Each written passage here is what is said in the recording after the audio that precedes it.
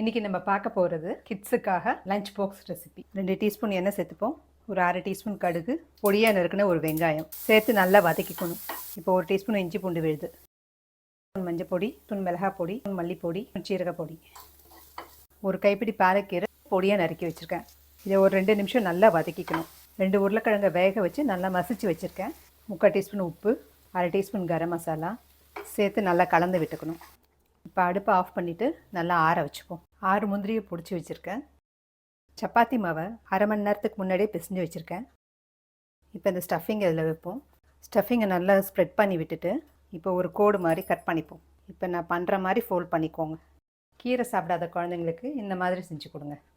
இப்போ ரெடி ஆகிடுச்சு, சுட்டு எடுத்துருவோம். இப்போ இதை சுற்றி நெய் விட்டுக்கிறேன். அவ்வளோதாங்க, ஹெல்த்தியான ஸ்டஃப்டு சப்பாத்தி ரெடி ஆகிடுச்சு.